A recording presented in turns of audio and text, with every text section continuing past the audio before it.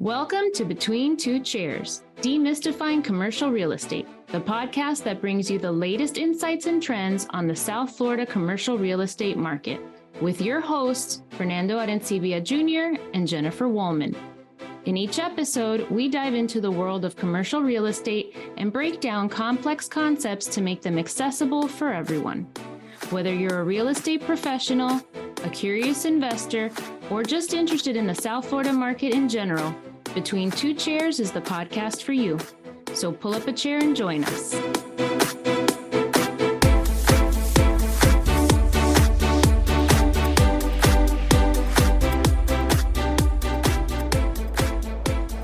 Welcome to our Dog Days of Summer episode. And I feel like I've got this song, How Much Is That Doggy in the Window song going through my head. I find it appropriate since it is sweltering across the country. This idea came to me because my husband, daughter, and I were at a restaurant in Coconut Grove, which, by the way, has amazing, amazing Thai food. Who eats Thai food in the middle of summer? I don't know, I do. But it's Achana's in the Grove. And I was going through the menu, and after I saw the kids' menu, I saw a canine menu. And I thought, you have to be kidding me. And I thought it was a joke. And I looked, and no, they have 3 items on their canine menu. They have the dog bowl, the dog beef bowl, the dog chicken bowl, and the dog salmon bowl. Wow. They run between $11 and $13. I'm not gonna lie, it's almost 3:30 and I haven't had lunch, and that sounds pretty all of those sound pretty good. It does. But so I saw that and I thought, interesting. And considering the number of dogs that were there the night that we were having dinner, the dogs were outside, we were inside because of the AC. But I thought, it makes sense that, it'd keep a dog from begging if they're eating off of their own plate instead of begging off of yours. So I thought, okay, that makes sense. The next weekend, we went up to St. Augustine, and we were at the Sunset Grill restaurant. And we were sitting outside enjoying our meal, and I see this sign posted, and it was dog etiquette. And it said, your dog is welcome here. And it kind of went through what they used to go through with kids, like well-behaved children are allowed here.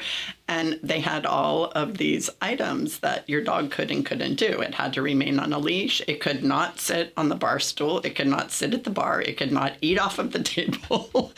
And I thought, really? You actually have to post this? And then I remembered that I do have some friends that have dogs that go everywhere with them. And they treat them like people. So I thought, let's do the Dog Days of Summer episode and talk about dogs and how they relate to real estate.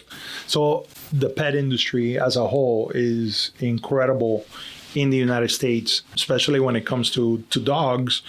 And so when I think of that, the first thing I think of is from a retailer, right, and a restaurateur making that decision to open up their space to be pet friendly and to be dog friendly, and to even go as far as creating a menu for the dog so that the dog can have that experience along with the rest of the family. So where do you think that mindset lies in the mindset of an F&B provider, an entrepreneur, a restaurateur, to make that decision to let's serve this segment of that industry? I mean, I don't know how big doggy restaurants are, nationwide, but there's got to be a reason for that. So I don't know how big doggy restaurants are, but when I saw that menu, I remembered, I thought, oh yeah, the restaurant next door, Locale, actually has a dog bowl outside with dog biscuits and everything. So you can just walk by. You don't even have to go to their restaurant. You can give your doggy a biscuit. So I started thinking about that. And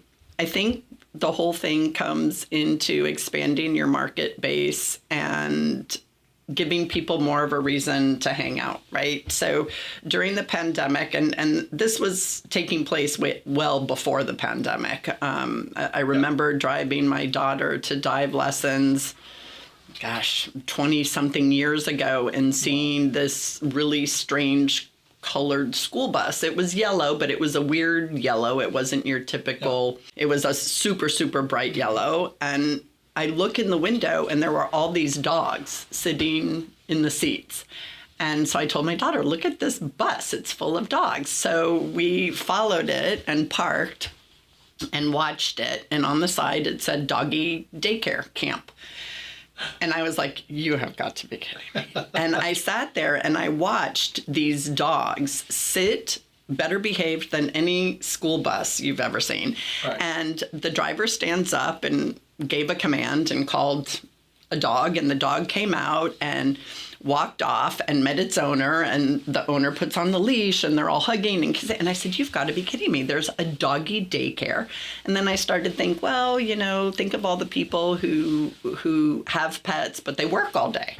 Right. And they're gone and they feel guilty leaving a dog at home. I don't know why, but they feel guilty. So they want their dog to be entertained. So I Googled this pet place, and it was insane. It was something like 10 acres in the Redland, with swimming pools, with agility courses, with playgrounds, all for dogs. Oh my God. All for dogs. That made sense, right? That people are working, but now people are going out, and they're used to, if people are spending that much on their dog going out, they're not going to spend 4 or 5 hours out at a restaurant if they know they have to go home and walk Rover, or they feel bad that the dog is being left at home after having been at doggy daycare all day. I mean, just think about your kids, right? Yeah. So you start thinking that people really do in the United States treat their pets like a member of the family. There's a commercial now, I don't know if you've seen it on TV, where the son says, hey, I aced my test, and the daughter says something else, and the dog is like, oh, I didn't get a flea or a took. And everyone's like, oh my gosh, you're an amazing dog.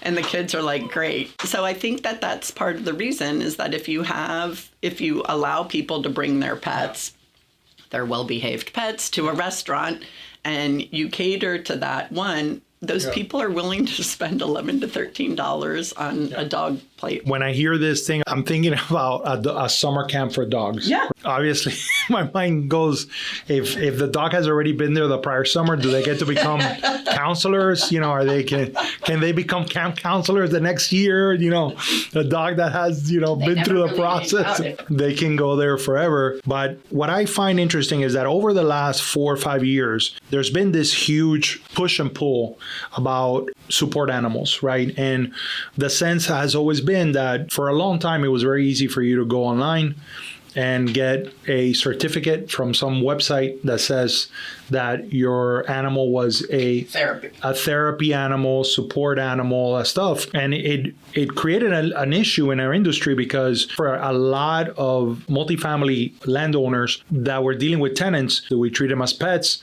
or now they're support animals? Support animals are going to be treated differently. And I think it took a while for municipalities, states, even throughout the nation, for the law to catch up to what was happening. Even though now it's a little more structured, we've all seen the headlines, the peacock that is going to fly in the plane, and somebody try to bring a crocodile, and those things get to the absurdity. But I think what happens is most entrepreneurs see that, well, obviously people love their pets, and whether they are a certified support animal, they still provide that support. And so I'm seeing more of an approach of the market has spoken.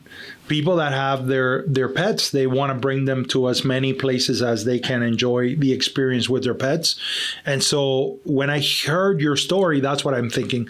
I think it's a natural evolution in retail. And that's where sometimes you get to see trends way in advance of where things are going and how they're going to kind of land. And I think this is one of those examples. Well, and I think that is the perfect answer to your previous question, is why did they create this? And I was thinking, well, the demand was there. The minute you see people asking for a law to sidestep other laws, right? So they wanted a law for therapy animals because they didn't like the laws, that they were so limited in terms of where they could live because they couldn't have pets in so many areas. Right. So to your point, that showed that there was a demand for it. And now it's gone back, and now it's almost ridiculous to be a building that says there are no animals allowed, no pets allowed, because there's a way around it with therapy pets, right? And there's a difference. There is a difference between a service animal, such as for a seeing eye dog or for people with epilepsy. Those are a much higher level than a therapy pet is, but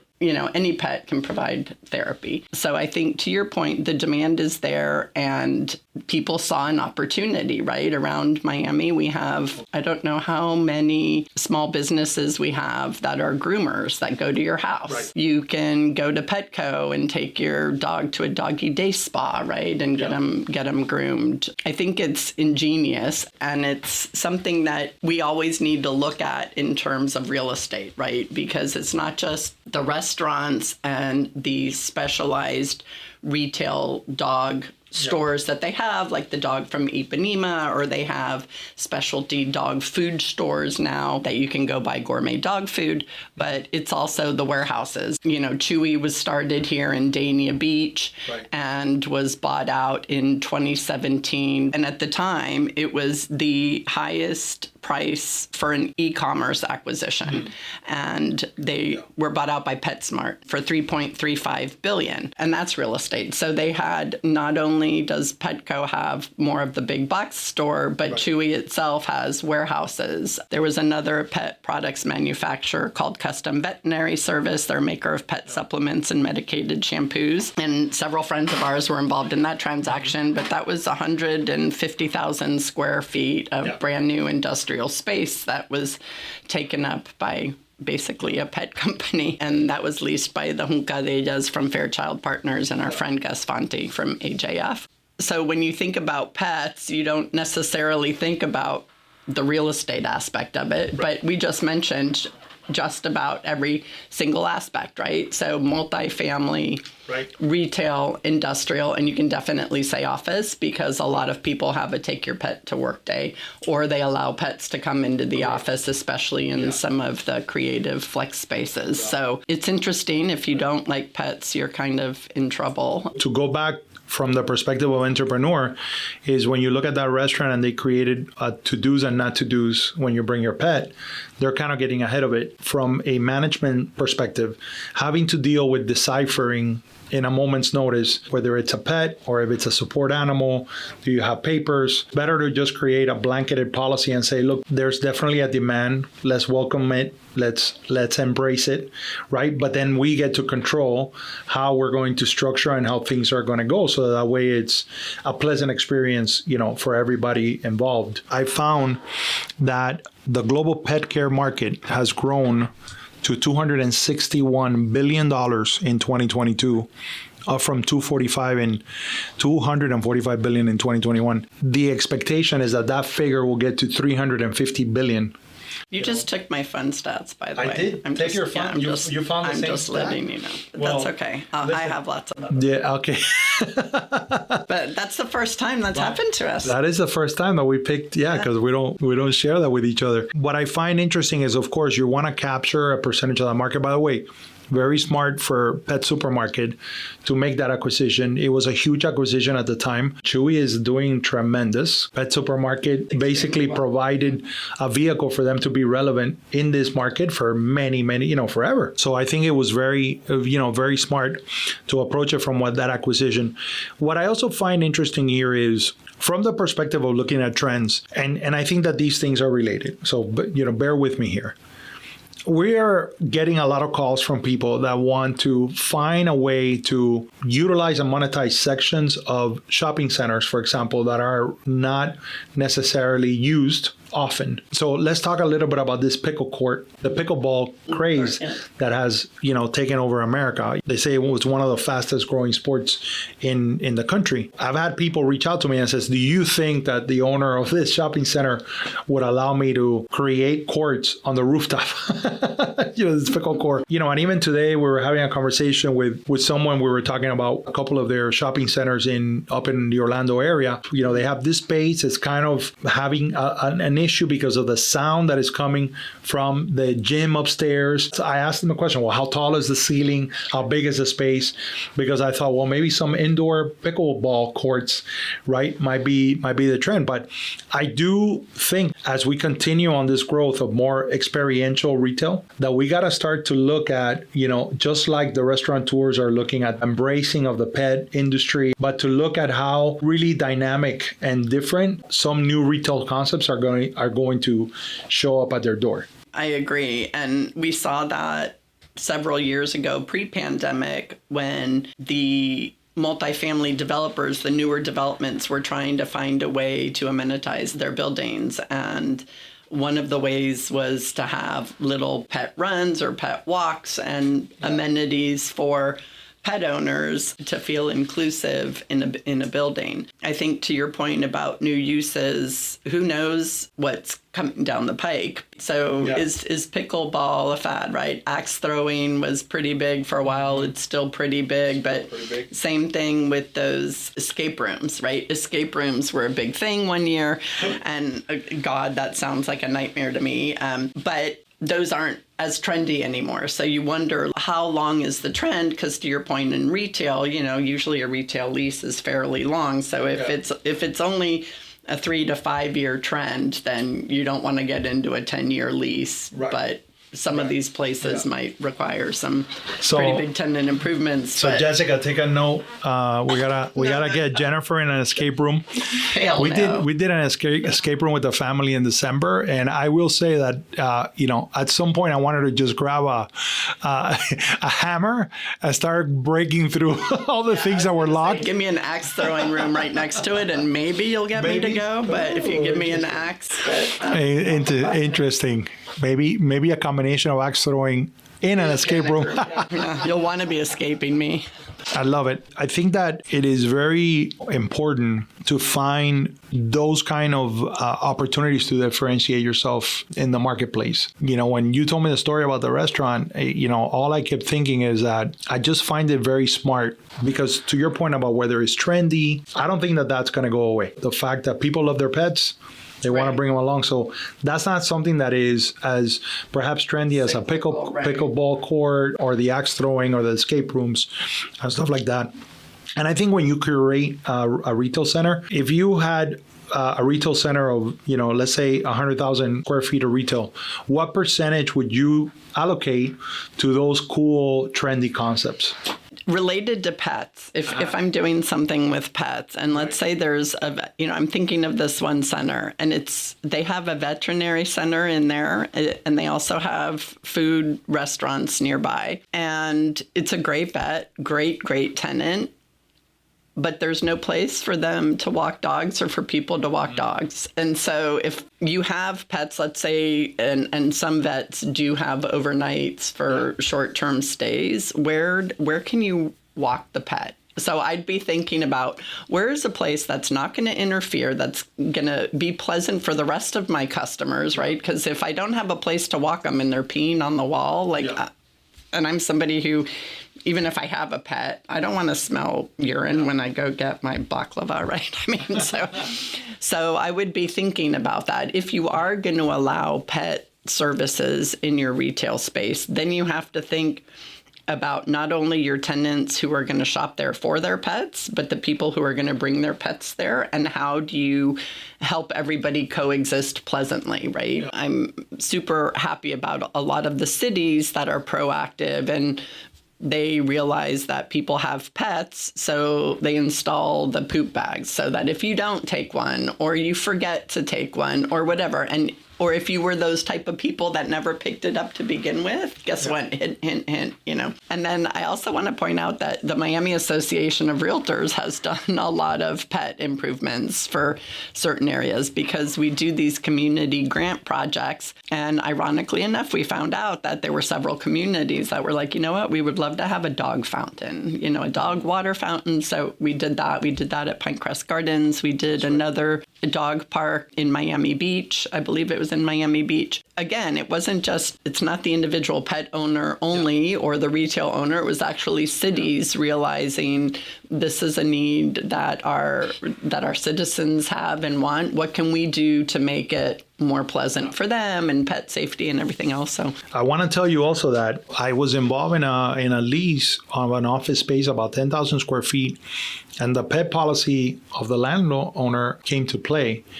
And it's this company that is always looking for ways to create culture. They have every Friday, you can bring your pet. Sometimes they would even invite like the local zoologist or, a group that could bring different kinds of animals and all stuff. And what they found is that there is really something interesting about getting to know a person, getting to know your coworker through the pet that they have, Right. their dog, you know? You know how they say pet owners they start to look like their pets and vice Right. versa? And so I've heard that in the building of culture in a company, that having the ability to bring them to the office, it's a big thing. It also, interestingly, this person was telling me, is that it kind of deflates tensions, because you're so much more relaxed, you become more playful with the dog. And I remember in the 90s, there was a story about an office in Japan that basically would have a dog. And, you know, everybody's in their cubicles and they're working. This is back in early 90s. But when the dog would come to your cubicle, you could take a break. Right. And you would be encouraged to pet the dog, hang out with the dog, all that other stuff. And then I don't know how many years ago there was that whole thing about Uber pets where they would bring you a cat or they would bring you a dog and you could hang out with the dog or the cat for a little bit. Oh, I don't remember that one. Yeah, you remember that, right? Yeah. It was it was this concept. It's like of, rent a pet. Right. Maybe for mental health care, you just wanted to, have that experience. I think that, to your point earlier, it affects industrial, multifamily, but also the office sector. And I think that was interesting. And I think, to your point, office right now is hurting big time, Right. especially in cities like San Francisco and Chicago. And here we say, oh, it's not hurting us here, but we're still going to have vacancies, right, in Florida. And how do you bring people to the office? Well, if you think that during the pandemic, at least 3.2 million households acquired a pet during the first year of the pandemic, and most of those were between the age of 16 and 34. Okay, so get rid of the high schoolers, but still the 20 to 34, those are the people that probably aren't going to office, right? Correct. And so how could you encourage them to go to office? We're crazy about pets. We love dogs. And I had a dog where everybody would say our relationship was very unhealthy. He was very dependent on me. I was dependent on him. I never got him registered as a therapy pet because I would have been one of those people that carried it around. I'd have to buy a purse because I don't own a purse. I would have to buy a purse to carry my dog around. So I never did that. But he was something that after the pandemic, I was really nervous about leaving him because there was always somebody at home, right? Because even if I was going to the office, my kids were working remotely and they all moved back home. So I'm like, this poor dog has spent 2 years with somebody in the house all day. Before that, my husband and I would go to work, he'd be home, he'd have another dog companion, whatever. But after the pandemic, I started to think, like, this poor dog is going to have, if we're this dependent on each other, it's going to be a shock. Right. But then it also was weird for me. So I'm thinking of all of these people who don't want to go to the office, right? But if all of a sudden you do say, hey, let's allow people, again, have the rules, just like Sunset Grill, well-behaved dogs, make sure they have all their shots and everything. They're not aggressive. But bring them to the office. And to your point of the person in the 90s, how forward thinking they were, that it relieves stress. It forces them to get up and move from a computer screen because they have to take the dog out and walk it every now and then. I mean, are you listening, office people? You might want to listen to our podcast and consider allowing dogs. I remember at the FIABC conference that Gunnar Branson from AFIRE, CEO of AFIRE, which is this international federation of investors, he mentioned the reason why it's hard to get people to the office in the Midwest. It's harder to get people to the office in other parts of the country. But in Miami, in the way that the offices were built, configuration, weather, all of those things are important factors. And to me, those items are important factors as well. In my experience, when we're searching office buildings in Miami, especially when it is a national tenant that has really any choice that they want to make, the conversation really is about amenities. The conversation is not so much about the configuration of the space, but it's more about amenities. Are my employees going to be happy here? What do you have? And I see more and more of a desire by landowners of office to provide those amenities, whether it's quick transportation, a variety of food experiences. And I started to notice that for them, it wasn't just about the permanent options, but more of once a month, we're going to have all these food trucks down downstairs, and we're going to have bring your pets to the entire park, and we close down this street and people are able to walk their pets together, or there's a variety of options that are available. You don't have to have a permanent amenity as long as you have a curated amenity and the experiences are consistent and common. And I think that's an interesting point, because we often talk about community and culture and building it, and I can see doing it for a company, but basically what you're describing is creating a culture of a building, of the real estate itself. An entire office park. Correct. Think about how much of the people that are working in that building, how much time they spend also networking.